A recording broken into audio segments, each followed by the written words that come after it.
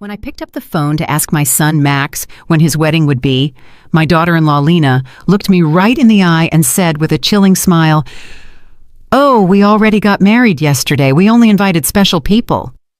The words hit me like a bucket of ice water. Special people. I, who for 3 years had paid their monthly rent of $500, bought every piece of furniture in their house, and filled their refrigerator when they had nothing to eat. I was not a special person. I stood there in the living room of my own house, holding the phone as if it weighed 1,000 pounds, watching my son avoid my gaze while Lena made herself comfortable on the sofa I had bought for them. The pale pink dress I had picked out for her wedding hung uselessly in my closet, along with the new shoes and the illusion of being part of the most important day of my only son's life. I had spent $200 on that dress, thinking about how nice I would look in Max's wedding photos in which I would never appear. For weeks, I had planned every detail. I had put money aside to give them $1,000 as a wedding gift. I had called my sister Diana in Chicago to tell her the good news. I had cleaned my house from top to bottom, thinking they might come celebrate with me after the ceremony. All of that collapsed in a second with those 4 poisoned words, "Only special people." Max finally lifted his gaze and said in a rehearsed-sounding voice, "Mom, it was an intimate thing, very small, just the 2 of us and the witnesses." But I knew it was a lie. I saw the photos on social media. I saw Lena's parents proudly posing next to the bride and groom. I saw her siblings toasting with champagne.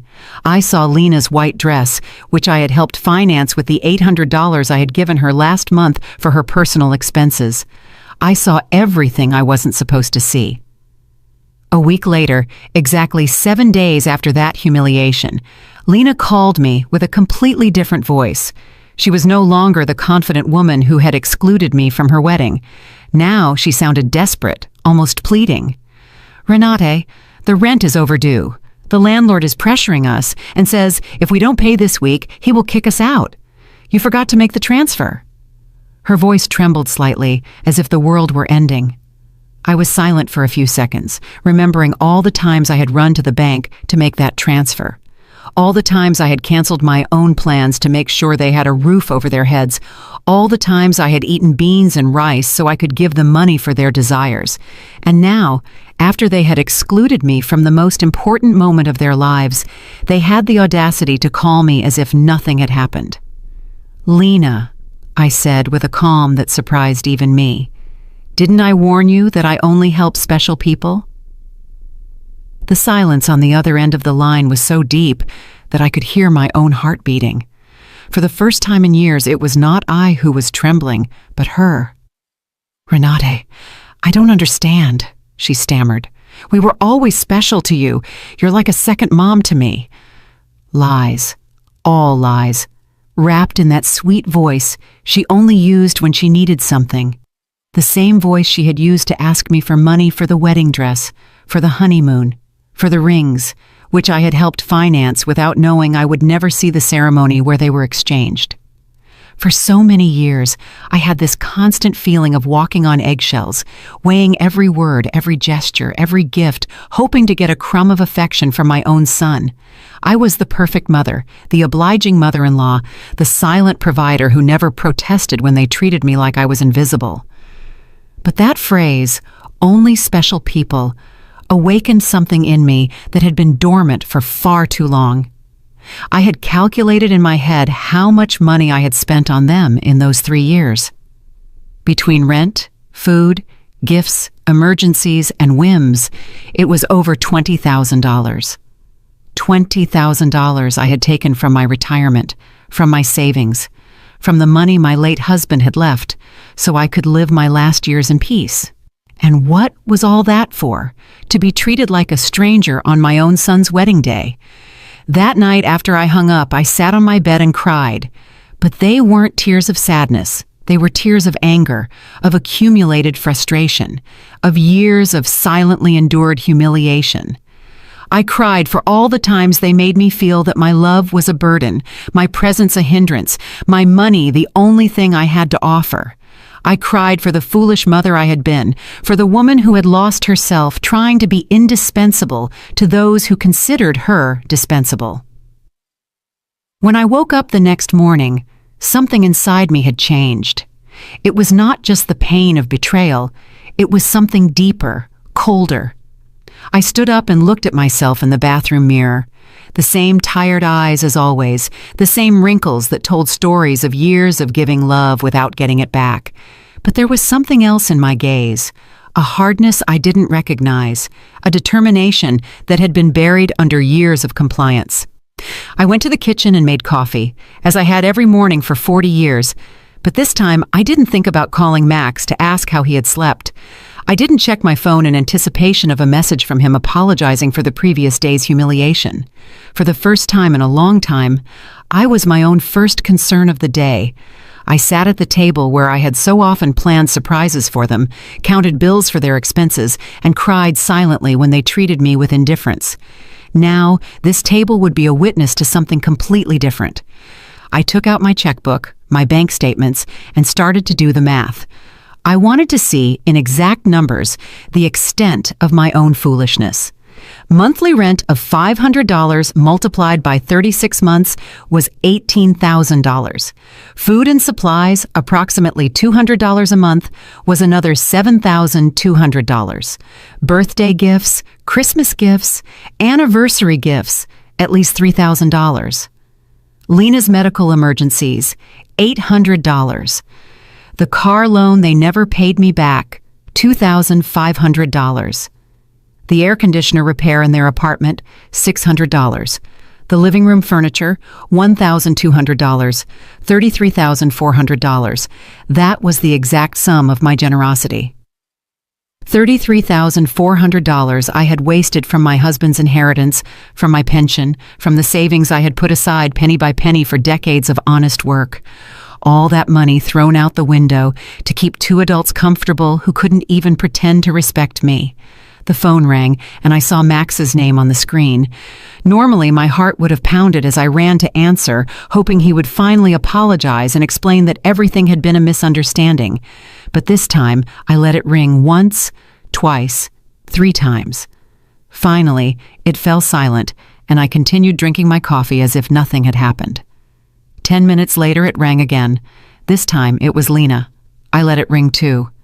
Then a text came from Max. "Mom, please answer. We need to talk." I deleted the message without replying. At 2 o'clock in the afternoon, I decided to go for a walk. I hadn't done that in months without a specific purpose, without an errand related to them. It was always the bank for transfers, the supermarket to buy them something they needed, the pharmacy for Lena's medications. Today, I went for a walk just because I wanted to. I walked past the park where I had often taken Max as a child. I remembered that sweet boy who hugged me tight and said I was the best mom in the world. When had he become this man who treated me like an ATM with feelings? When did I start confusing love with money? When did I start to believe I had to buy my own son's affection? At the bank where I had so often made automatic transfers, I stopped in front of the door. The branch manager, Mr. Klein, saw me through the glass and waved. I had known him for years. He had processed every one of my transfers to Max and Lena. He had watched my account drain month after month to fill theirs. I went inside and walked directly to his office. "Mr. Klein," I told him, "I need to cancel the automatic transfers I have programmed." He looked at me, surprised. For 3 years, these transfers had been as regular as the sunrise. "Are you sure, Mrs. Richter? Did something happen?" His concern was genuine, more genuine than any interest Max had shown in me in recent months. "What happened is that I finally opened my eyes," I replied. "I want to cancel everything, and I also want information on how to protect my accounts. I don't want anyone else to have access to my money." While Mr. Klein processed the cancellations, my phone didn't stop ringing. Max, Lena, Max again. It was as if they had developed radar to detect when their source of income was in danger. I turned the phone off completely. "Mrs. Richter," Mr. Klein said as he handed me the papers. "I apologize for intruding, but in all these years, I have seen you be very generous with your family. I hope you are not being pressured to make these changes." His words touched me deeply. This man, who barely knew me beyond bank transactions, showed more genuine concern for my well-being than my own son. "I'm not being pressured, Mr. Klein. On the contrary, I have finally stopped pressuring myself."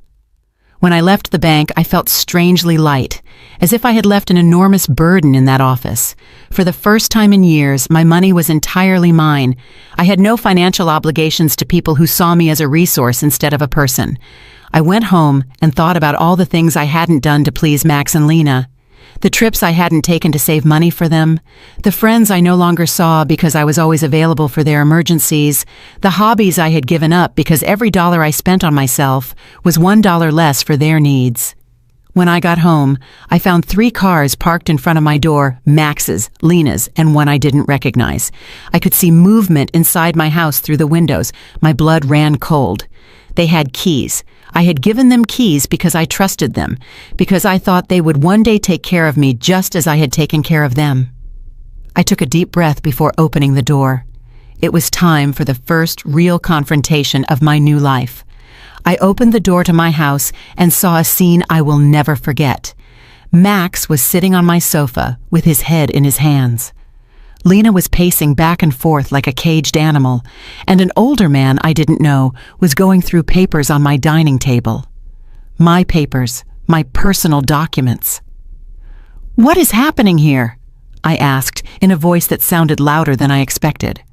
All 3 of them looked at me as if I were the intruder in my own house. Lena was the first to speak, and her voice had that desperate urgency I had already heard on the phone. "Renata, thank God you're here. We need to talk. Mr. Fisher is from the law firm we consulted about your situation." "My situation?" The question came out of my mouth with a calm that surprised me. "What situation? I'm doing perfectly fine." Max finally lifted his head and looked at me with those eyes that once belonged to an innocent child and now only reflected financial panic. "Mom, we went to the bank and they told us you canceled all the transfers. Mr. Klein explained that you also blocked our access to your accounts. We don't understand why you did that." Mr. Fisher, a man in his 50s in a gray suit and a smile that didn't inspire confidence, approached me with an outstretched hand. "Mrs. Richter, I am Dr. Fisher, a family law attorney. Your children are concerned about your mental well-being and have asked me to assess the situation." I didn't shake his hand. Instead, I went directly to my dining table and collected all my documents that he had been reviewing without my permission. "These are my private papers. You have no right to look at them without my consent." "Mom," Max interjected with that condescending voice he had perfected in recent years, "we're worried about you. Your behavior has been very strange lately. First, you financially cut us off without an explanation. Then you don't answer our calls. We think you might need professional help." Lena approached and tried to take my hand with that fake tenderness she reserved for moments when she needed something. "Renate, honey, we know you're under a lot of stress. Maybe the loneliness is affecting you more than you think. At your age, episodes of confusion are normal." The word confusion echoed in my head like an alarm bell. Now I understood why they had brought the lawyer. It wasn't about helping me. It was about declaring me mentally incompetent and taking control of my finances. The same woman who had told me they only invited special people to their wedding was now treating me like a senile old lady. "I am not confused," I said with a firmness that silenced everyone. "I am clearer than I have been in years, and you are going to leave my house right now." Mr. Fisher interjected with that professional voice lawyers use when they want to sound reasonable. "Mrs. Richter, I understand you feel overwhelmed, but your children have a right to intervene if they believe your ability to make financial decisions is impaired. They have documented several concerning behaviors." Concerning behaviors. The laugh that came from my throat was hoarse, almost cruel. Like what? Deciding that my money belongs to me? Deciding to no longer finance the lives of 2 adults who treat me like trash? Lena jumped up as if I had slapped her. "We never treated you badly. You are part of our family. Everything you have will belong to us one day anyway. We are just speeding up the process." There was the naked, unvarnished truth. Everything I had would one day belong to them. In their minds, I was already dead and they were just collecting their inheritance in advance. It didn't matter if I had 70 years or 70 days left. To them, I was just an ATM with legs that had become problematic. "Out," I said, pointing to the door. "All three of you get out of my house." Max stood up with that angry, childlike face he made when he didn't get his way. "Mom, we can't just leave. We have obligations. The rent, the car payments, the credit card you co-signed for. You can't just cut us off from one day to the next." "I can't?" My voice rose for the first time in the entire conversation. "Who says I can't? For years I have paid rent that wasn't even in my name. I filled a refrigerator in a house where I was not welcome. I financed a life that clearly had no place for me." Mr. Fisher took a folder from his briefcase and placed it on my table. "Mrs. Richter, we have prepared some documents that could facilitate this transition. A power of attorney that would allow Max and Lena to manage your finances more efficiently. This would just be temporary until you feel better." I took the folder and, without even opening it, threw it directly into the trash can. "The only transition that is going to happen here is yours to the front door." Lena started to cry, but they weren't tears of sadness. They were tears of frustration, of contained rage. "You can't do this to us, Renate. We were counting on you. We made plans based on your support. We bought things. We took on financial obligations because we knew we could count on you." "Obligations based on my money," I replied. "Not on my well-being, not on my happiness, not on my company, just on my money. And now that I have decided that my money is better used in my own life, I am suddenly a confused old woman who needs legal guardianship?" Max tried to approach me, but I took a step back. He was no longer the boy who ran into my arms when he had nightmares. He was a 35-year-old man who saw his mother as an obstacle between himself and a comfortable life financed by others. "Mom, we made mistakes," he said in a voice that was supposed to sound remorseful. "The wedding was a misunderstanding. Lena was nervous. I was under pressure. We can fix this if you just become reasonable again." Reasonable. The word tasted bitter in my mouth. Being reasonable means continuing to pay for your life while you treat me like a stranger. It means pretending it doesn't hurt to have been excluded from the most important day of my only son's life. Mr. Fisher packed his papers with the efficiency of someone who is used to having proposals rejected. "Mrs. Richter, this is not over. Your family has legal options. If you are indeed making irrational decisions due to mental health problems, a judge can determine that you need guardianship." His words were like a blow. I realized this was not just a manipulative family visit. It was a real legal threat. They wanted to declare me incompetent to manage my own affairs.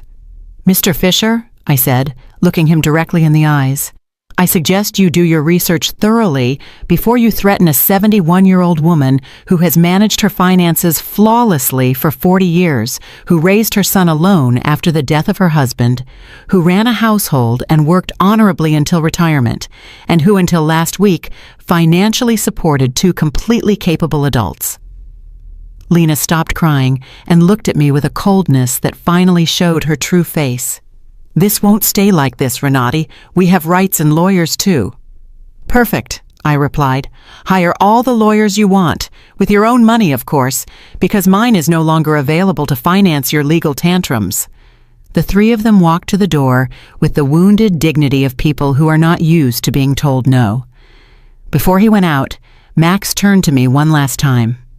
"Mom, this is going to end very badly for you. You're going to end up alone, with no one to take care of you when you really need it." "Max," I said with deep sadness, but also with crystalline clarity, "I am already alone. The difference is that now it's by my own choice, not by your neglect." As I closed the door behind them, I stood in my living room, surrounded by the most beautiful silence I had heard in years. It was the silence of freedom. That night, I couldn't sleep, but not out of sadness or regret, but out of adrenaline from having reclaimed control of my own life. I lay awake in bed, planning my next steps like a general preparing for a battle. If Max and Lena wanted to fight, I would give them a war. But it would be a war I would fight with intelligence, not with emotion.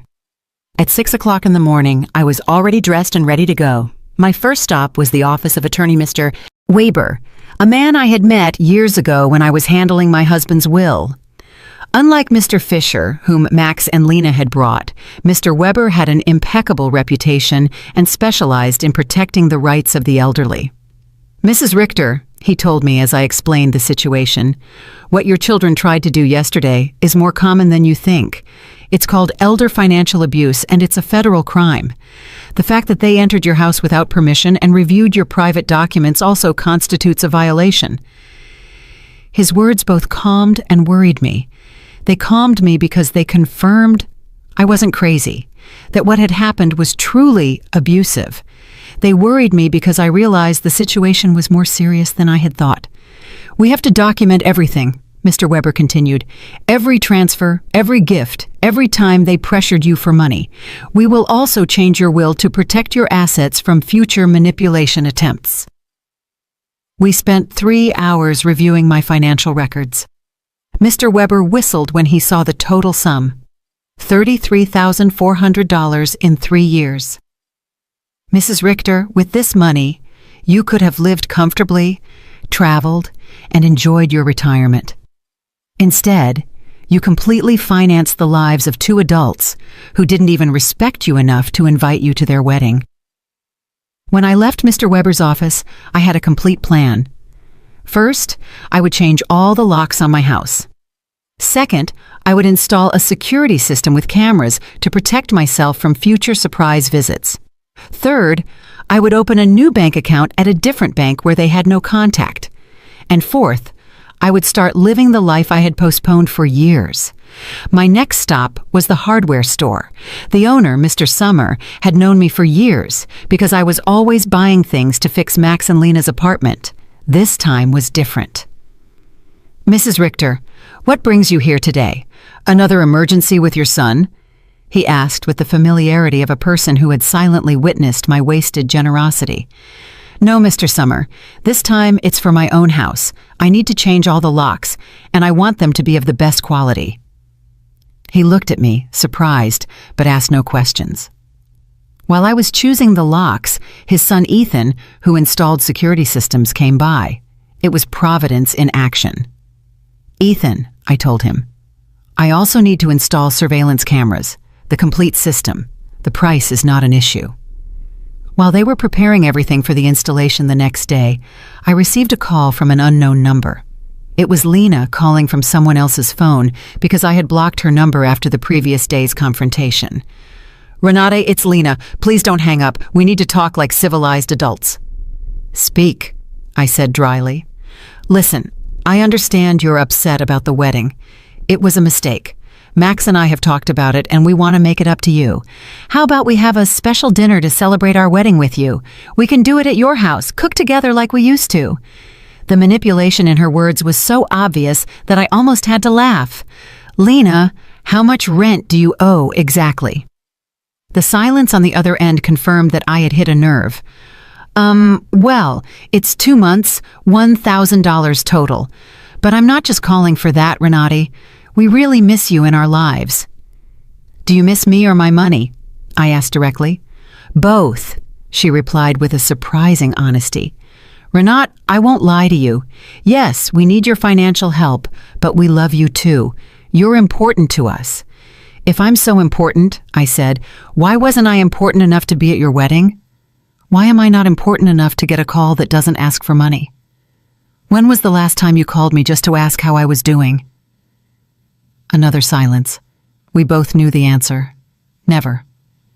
Lena, I'm only going to explain this to you once. For 3 years, you have treated me like an ATM with feelings. You used me. You ignored me, you humiliated me, and finally, you insulted me in the worst possible way. Now that the money is running out, you suddenly discover you love me."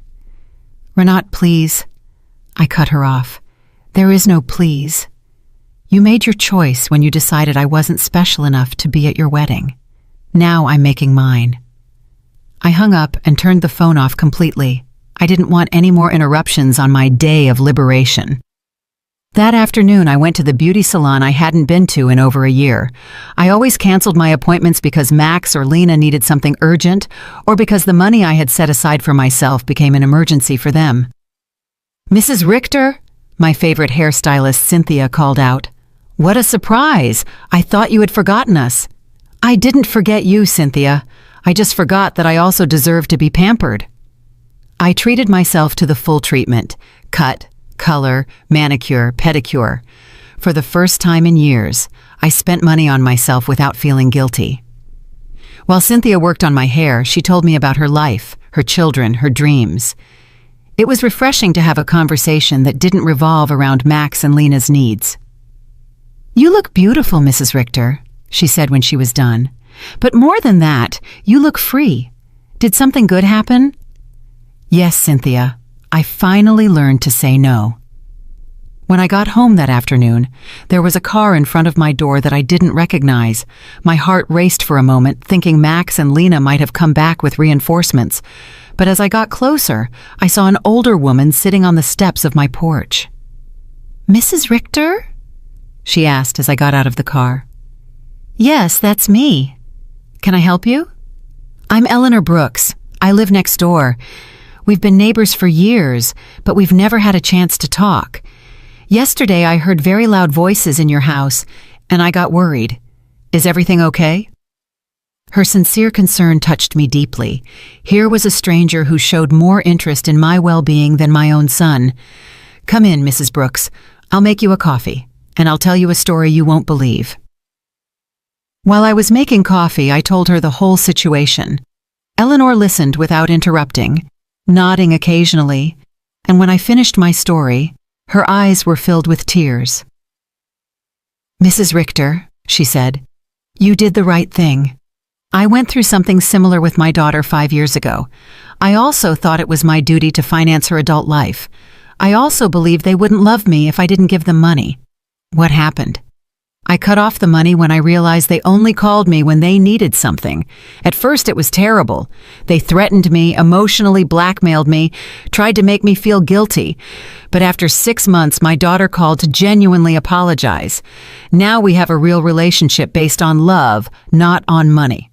Her words gave me hope and confirmed that I had made the right decision. "Do you think Max and Lena will understand one day?" "Maybe yes, maybe no," she answered honestly. "But that's no longer your responsibility, Mrs. Richter. Your responsibility now is to live your own life." That night, for the first time in 3 years, I went to bed without worrying about whether Max and Lena had money for rent, for food, for their whims. I went to bed thinking about myself, my plans, my future, and I slept better than I had in years. The next day, Ethan and Mr. Summer came at 8 in the morning to change the locks and install the security system. While they worked, my phone didn't stop ringing from unknown numbers. Lena was still trying to contact me from different phones, but I had developed a new skill, completely ignoring calls that didn't suit me. "Mrs. Richter," Ethan said as he installed the cameras. "This system will give you absolute peace of mind. You can see from your phone who is coming to your house, even when you're not here. And if someone breaks in without permission, an alert is automatically sent to the police." The irony was not lost on me. I was installing a security system to protect myself from my own son, but it didn't hurt as much as it used to. It was simply a practical measure to maintain my newfound peace. While they were working, I decided to do something I hadn't done in years. Call my sister, Diana, in Chicago. We had lost touch because every time we talked, I would tell her about Max and Lena's successes, about how much money I had spent on them, about how proud I was to be able to help them. I now realized that our conversations had become financial reports disguised as family news. "Renate," Diana answered, surprised. "Sister, how are you? We haven't spoken in months." "I'm good, Diana. Better than good. I'm calling you to tell you that I've finally come to my senses. I told her the whole story from the beginning, the secret wedding, the humiliation, the visit with the lawyer, my decision to cut off the funding. Diana listened to me in silence, and when I was done, her answer surprised me. Renate, sister, it was about time. Every time we spoke, it broke my heart to hear you brag about how much money you gave them, as if love could be measured in dollars. I wanted to tell you something, but I didn't know how. What did you want to tell me? That Max never spoke lovingly about you when I saw him at family gatherings. It was always, my mom helped me with this, or my mom bought me that, but never, I miss my mom, or I love my mom. It was as if you were a service provider, not a person. Her words hurt, but it was a necessary pain, like when a doctor cleans an infected wound. It hurts, but it's part of the healing. You know what else I noticed? Diana continued. Lena always spoke about you in the future tense. When Renate is no longer here, we can remodel her house, or when we inherit, we will invest in the business, as if they were waiting for you to die to really live. This revelation hit me like a bucket of ice water. They didn't just see me as an ATM, they saw me as a temporary obstacle between them and their money. While I was trying to make them happy, they were planning their future without me. After talking with Diana, I sat in my kitchen, processing all this information. Years of marriage to a man who truly loved me, 35 years of raising my son alone after my husband's death, and 3 years of financing 2 adults who saw me as a $100,000 obstacle. The doorbell rang, and on the new cameras, I saw it was Eleanor, with a mug in her hands. I opened the door, and she handed me a fresh brewed coffee. I thought you might need some company after everything you told me yesterday, she said, with that sincere smile I had already come to appreciate. We sat in my living room, and Eleanor told me more details from her own experience. My daughter said the exact same thing to me that Lena says to you. You're like a second mom to me. We're special to you. Everything will be ours one day anyway. Those are rehearsed phrases, Mrs. Richter. They learn them from the Emotional Manipulation Handbook. Do you think such a handbook exists? I asked half-jokingly. Not officially, but it seems everyone reads from the same book. Chapter 1 is Make Her Feel Indispensable. Chapter 2 is Create Constant Financial Emergencies. Chapter 3 is When She Resists, Question Her Mental Health. We laughed, but it was a bitter laugh. It was both funny and tragic to recognize such predictable patterns in our own children's behavior. Did you ever feel guilty for cutting off the money? I asked Eleanor. Every single day for the first 3 months, she answered honestly. But then I started to see the results. My daughter had to get a second job. Her husband stopped playing golf every weekend and started looking for extra work. They learned to live within their means, and more importantly, they learned that I was a person, not a resource.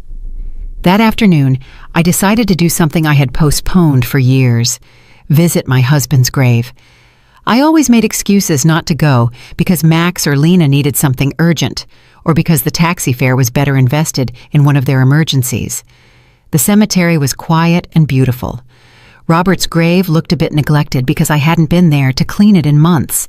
I sat on the grass next to his headstone and talked to him as if he were alive.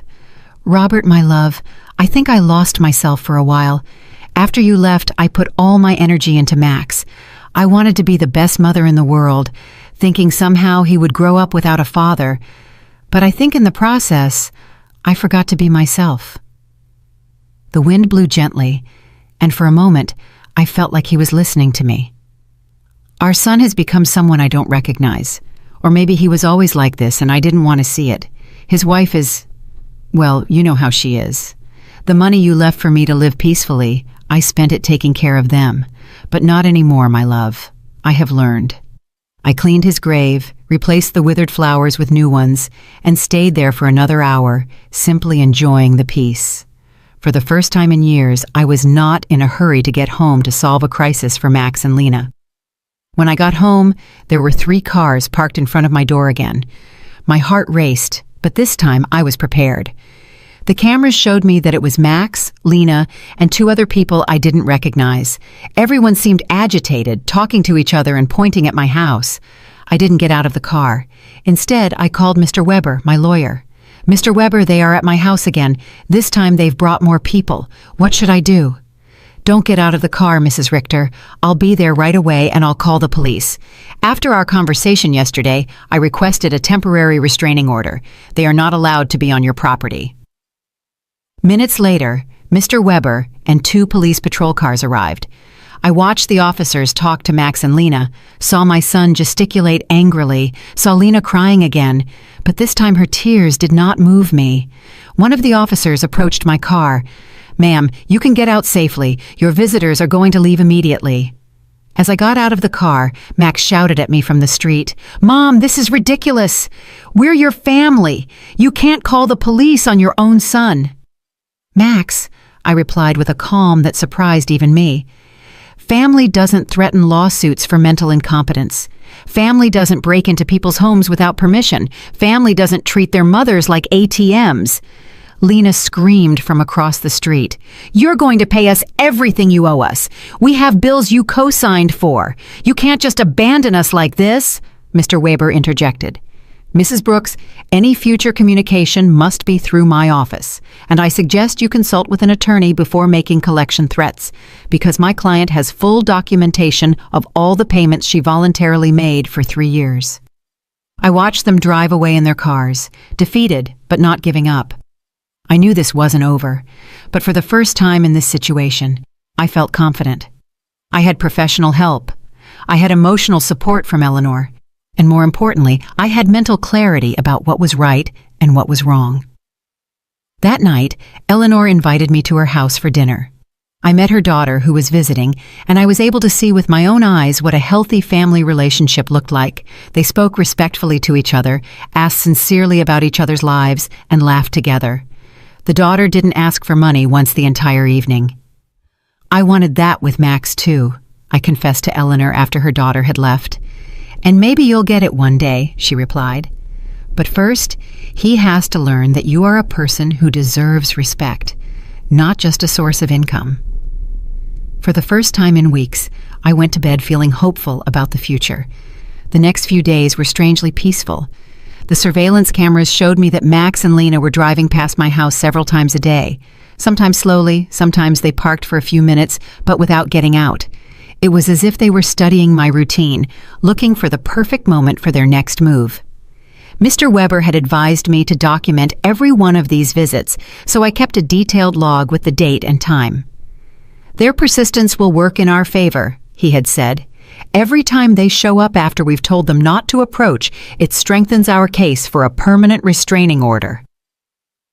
On Friday morning, I was calmly having breakfast when the doorbell rang. The cameras showed me a very well-dressed young woman with a folder in her hands and a professional smile. I didn't recognize her, but something about her posture told me it was not a social visit. "Good morning, Mrs. Renati Richter," she said as I opened the door. "I am a social investigator from the Office of Senior Services. We have received a report that you may be in an at-risk situation and we need to conduct a wellness check." My blood ran cold. Max and Lena had escalated the situation. It was no longer just threats from private lawyers. Now they had involved the government. "Can I see your ID?" I asked, trying to stay calm. "Of course." She showed me an official ID that looked genuine. "I am social worker Mrs. Schmidt. Can I come in and talk to you?" I let her in, knowing that a refusal would have been worse for my case. Mrs. Schmidt sat down in my living room and took a form out of her folder. "Mrs. Richter, we have received reports that you have shown significant changes in your financial behavior, that you have cut off communication with your family, and that you have shown signs of paranoia by installing unnecessary security systems. We were also told that you have refused medical and legal help from your loved ones." Every word had been carefully chosen to make me sound like a mentally disturbed old woman. I recognized Lena's handwriting in the wording. She had always been skilled at manipulating words to get what she wanted. "Miss Schmidt," I said with all the dignity I could muster, "I would like to call my lawyer before answering any questions." Ma'am, this is not a legal interrogation. It's a wellness check. If you have nothing to hide, it should not be a problem to speak with me. The phrase, "if you have nothing to hide," infuriated me. It was the same logic abusers used to justify their invasions. If you're innocent, you shouldn't complain about your privacy being violated. Miss, I'm calling my lawyer. You can wait here or come back another day, but I will not answer any questions without legal representation present. I called Mr. Weber, and he was there within 20 minutes. When he came in and saw the social worker, his expression hardened. "Miss Schmidt," he said after checking her ID, "I hope you have a court order to be here, because my client is under my legal representation, and any unauthorized investigation constitutes harassment." "Sir?" Mrs. Schmidt replied with less confidence than before. "We have reports from concerned family members about the lady's well-being. It's our duty to investigate." "What family?" Mr. Weber asked dryly. "The same family that tried to get her to sign a power of attorney without representation. The same family that broke into her house without permission and checked her private documents. The same family that excluded her from important events while living off her money." Mr. Weber took a folder from his briefcase and placed it on the table. "Here, I have complete documentation of my client's financial and emotional abuse. $33,400 that were withdrawn from her accounts in 3 years. Systematic social exclusion and emotional blackmail. If someone needs to be investigated here, it is not my client." Mrs. Schmidt reviewed the documents with growing discomfort. It was obvious that the information she had been given did not match the reality she had in front of her. "Mrs. Richter," she said finally, "can you explain to me why you so abruptly stopped financial support for your son?" "Because I finally discovered they were using me," I replied simply. "Because I realized that to them, I wasn't a mother, but a bank account. Because I was tired of financing the lives of people who saw me as an obstacle."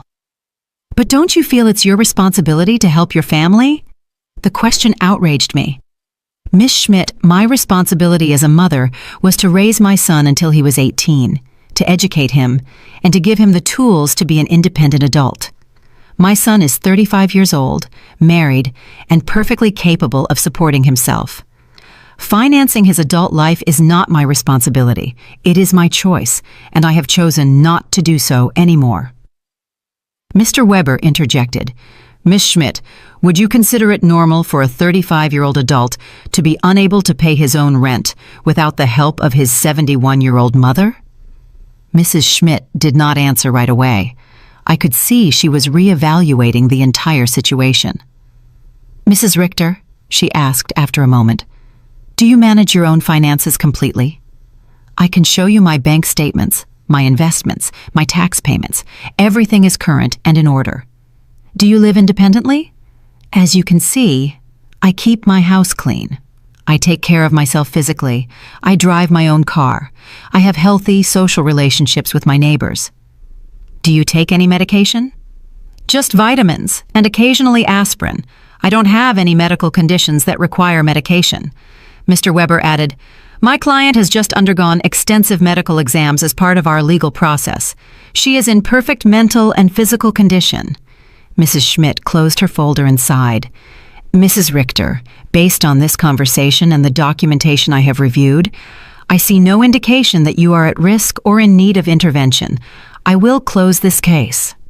After she left, Mr. Weber and I remained silent for a few minutes. "Renat," he said finally, "this is going to continue to escalate.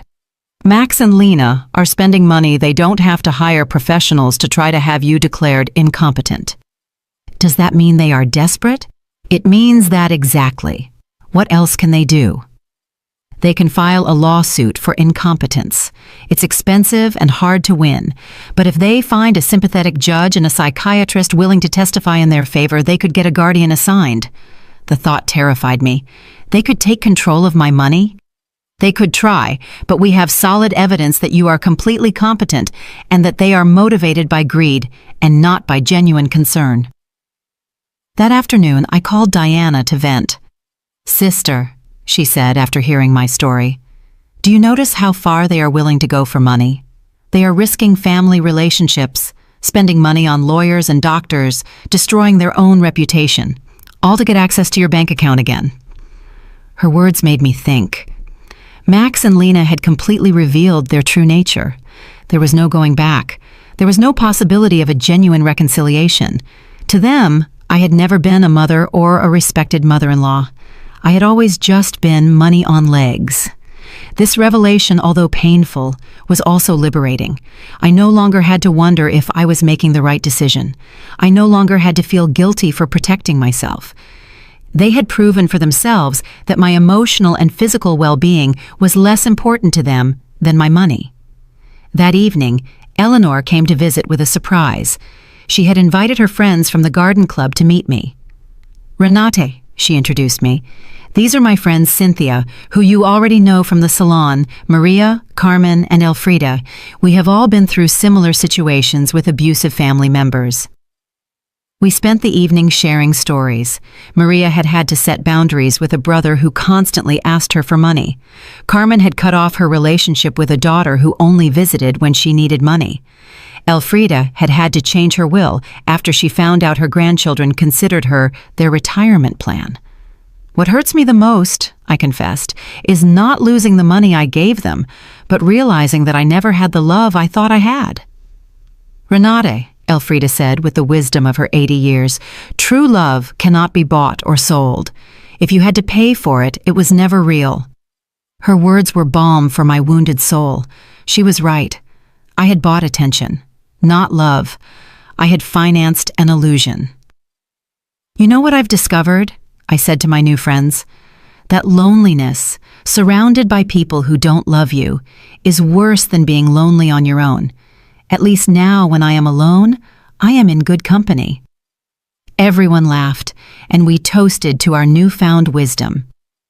That night, after my new friends had left, I sat in my garden, thinking. The stars shone brighter than ever, or perhaps I was seeing them with clearer eyes.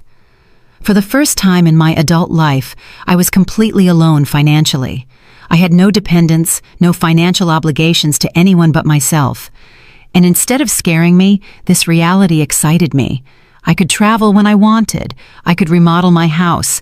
I could buy myself nice clothes. I could donate to charities that were important to me. I could invest in my own future instead of financing the present of ungrateful people. Freedom tasted like hope, and for the first time in years, I wanted to plan my future. A month after the psychiatrist's visit, I thought I had finally won the war. I had settled into a beautiful routine. I calmly had breakfast and read the newspaper. I tended to my garden, had lunch with Eleanor or one of my new friends, and in the afternoons, I devoted myself to activities I had given up for years. I had started painting again, something I was passionate about before I became Max and Lena's personal financier. But on a Thursday morning, while I was painting flowers on my new easel, Mr. Weber came to my house with a grim expression that made my blood run cold. "Renate, we need to talk. Max and Lena have filed a formal lawsuit for mental incompetence in family court. They are requesting to have a legal guardian assigned to you." The words fell on me like stones. I knew it was a possibility, but hearing it out loud made it terrifyingly real. Does that mean they can take control of my money? If a judge determines that you are unable to manage your affairs, yes, he could place Max as your legal guardian, which would give him full control over your finances. I sat down heavily on my sofa, feeling the weight of the deepest betrayal I had experienced in my life. My own son was trying to legally declare me incompetent to steal my money. "Mr. Weber, what evidence could they have? You yourself have seen that I am completely competent." "They have statements from 3 witnesses who claim you have behaved erratically. They also submitted unpaid doctor's bills that you supposedly didn't pay, and medications that you supposedly hoarded without taking them." "But that's a lie. I don't have any outstanding doctor's bills or hoarded medications." "I know, Renate, but they have fabricated convincing evidence. They also have the statement from Dr. Lehman, who states that you refused to cooperate with a psychiatric evaluation, which they interpret as proof of mental decline." The manipulation was diabolical. They had turned my refusal to undergo an unnecessary exam into proof of a mental illness. They had used my instinct to protect myself from them as proof that I needed protection. "Who are the 3 witnesses?" Mr. Weber looked through his documents. Lena, of course, a neighbor named Mr. Davis, and someone who claims to be your pharmacist, Mr. Green. Mr. Davis was the neighbor across the street, an unpleasant man who had always had problems with me because my friends sometimes parked in front of his house.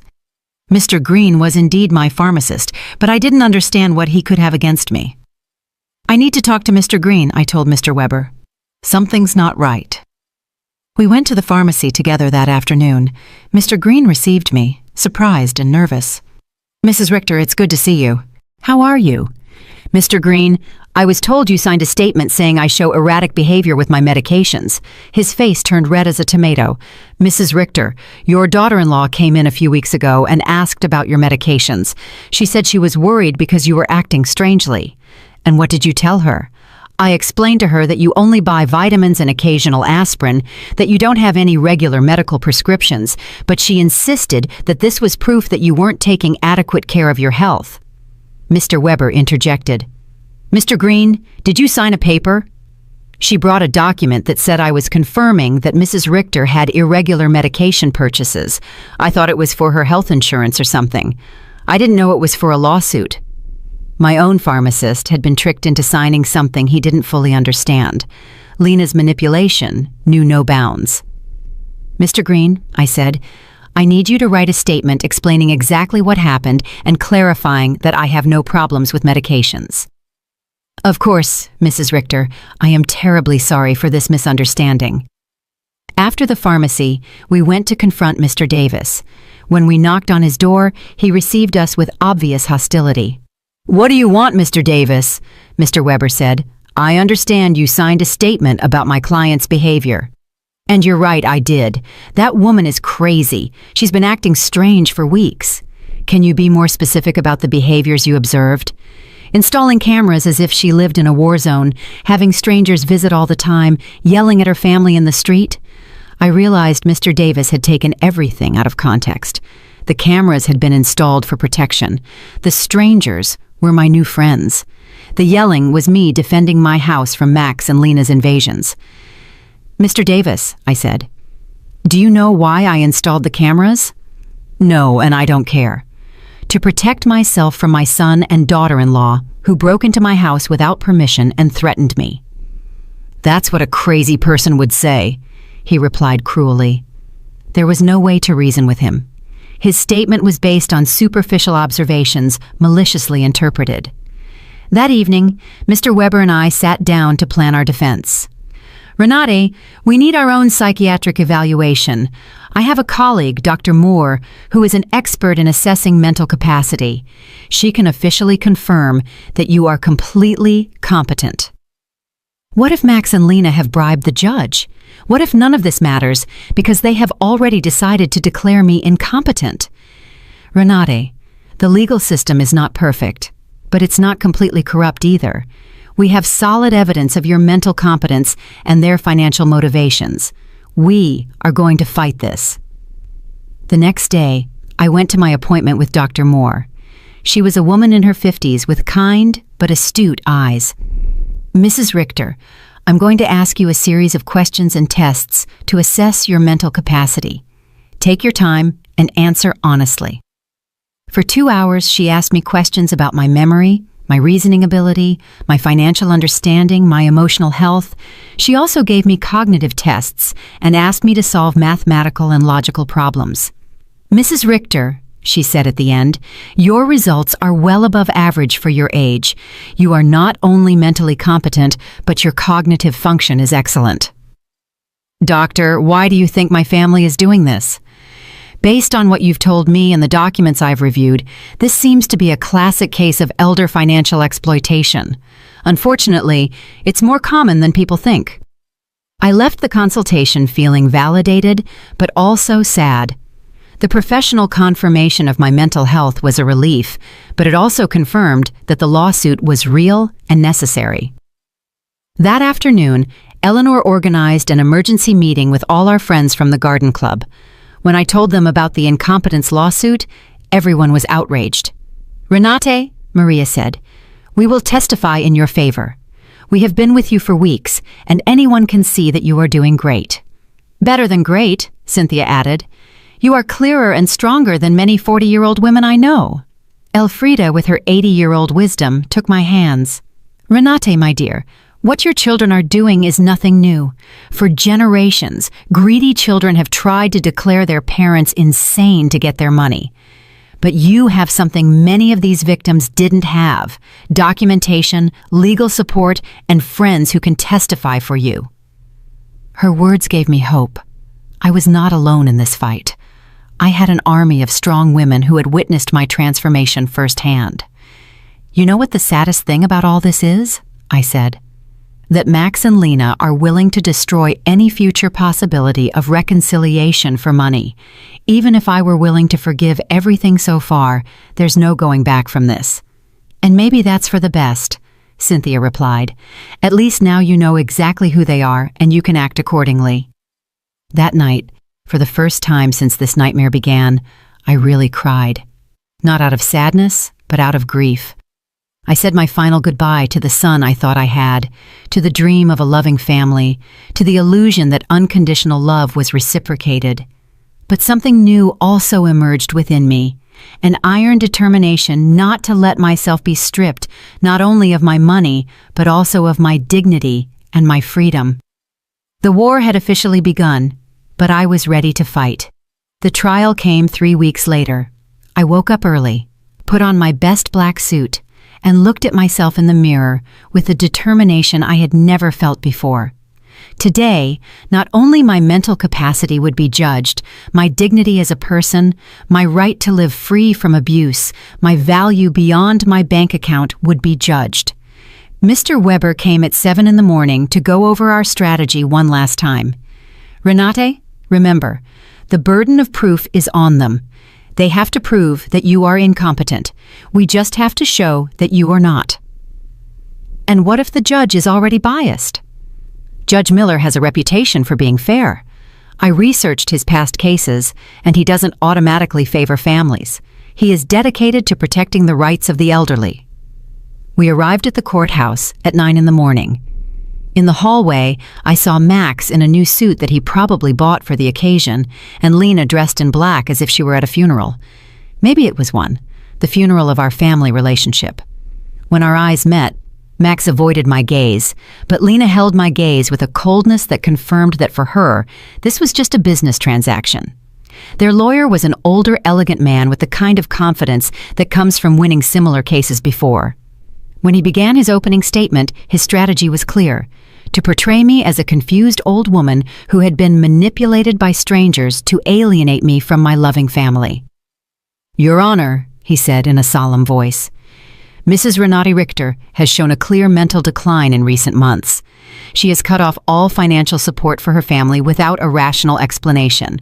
She has installed unnecessary security systems due to paranoia, and has isolated herself from her loved ones under the influence of neighbors and lawyers who are obviously taking advantage of her vulnerable situation."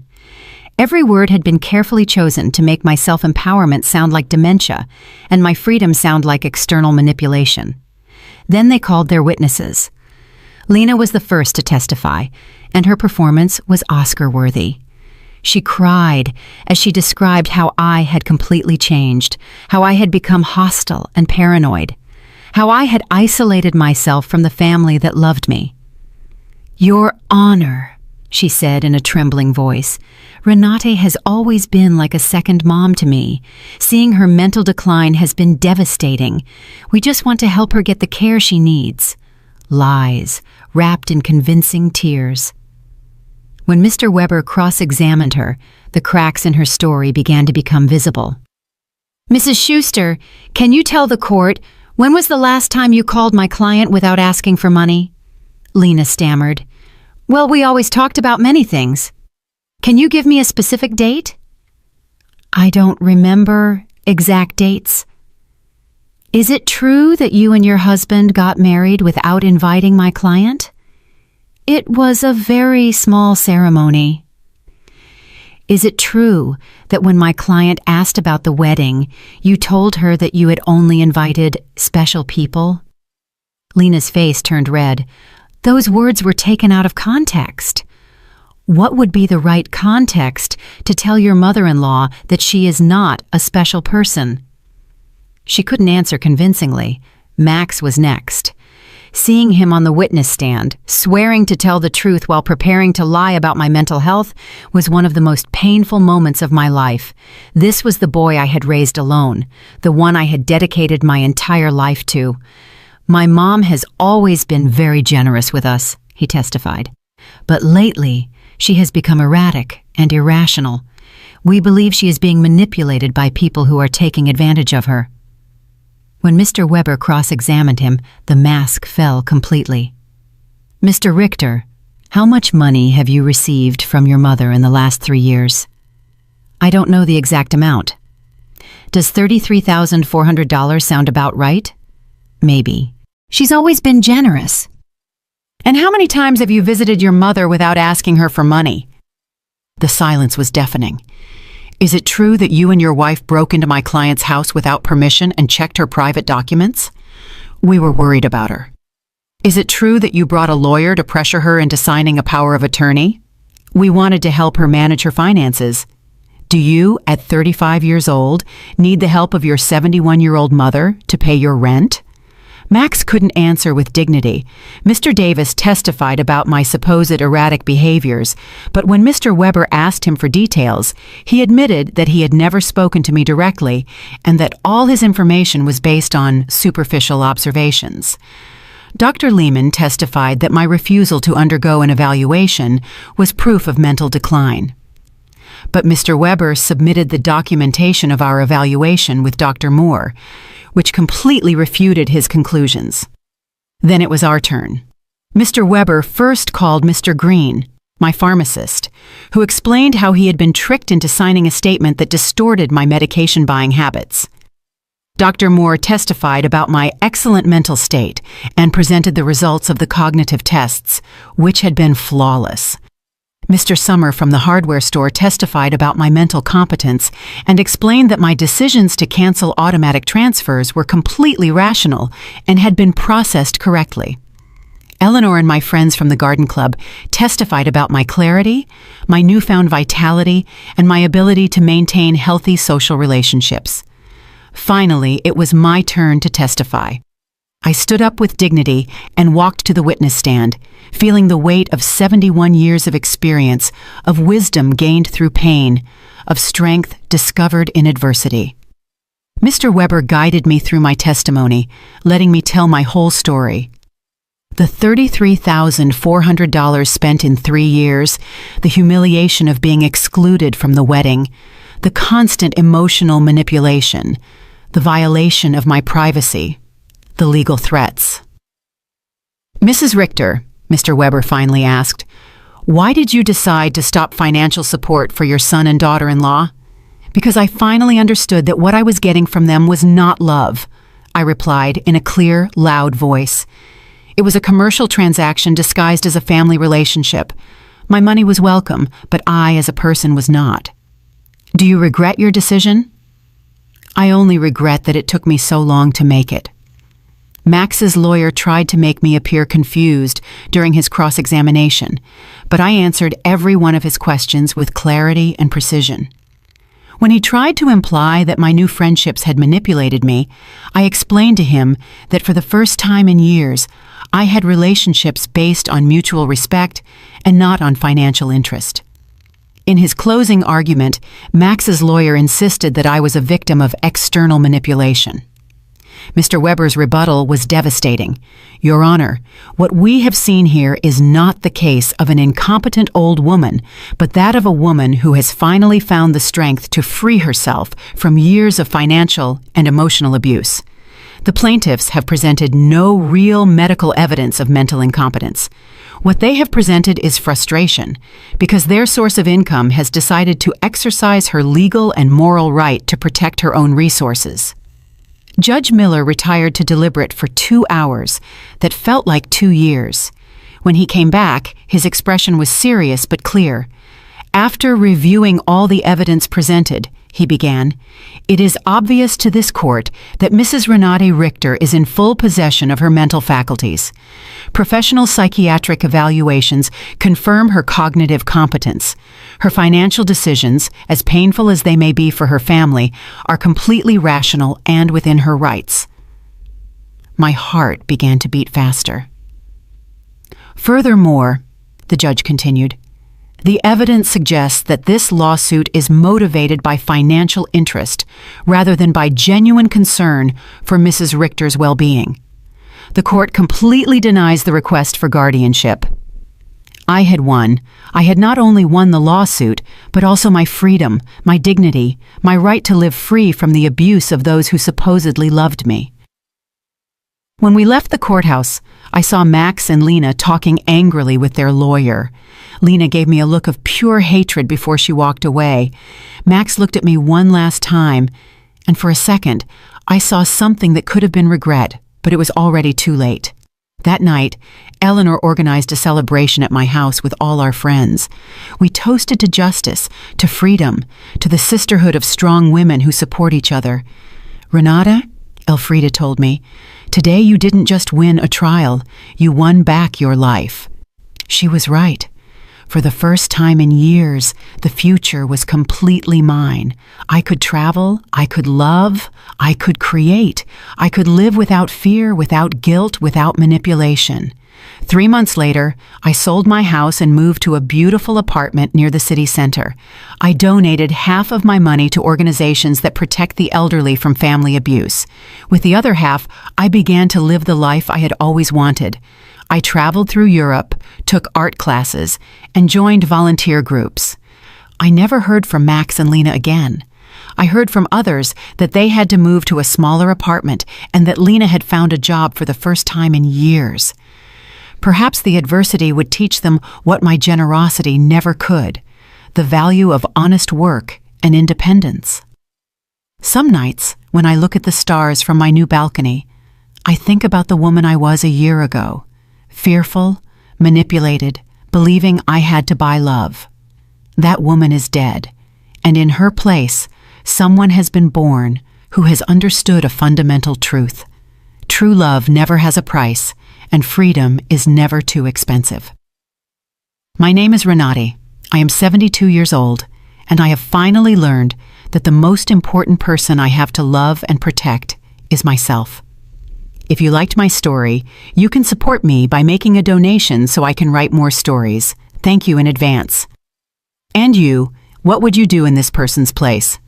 I would love to hear your opinion, so please share it with me in the comments. I'm always curious about what you all think. And also write me where you heard this story. For more life stories like this, like the video, and subscribe to my channel. There are many other stories waiting for you. With heartfelt greetings until next time, M.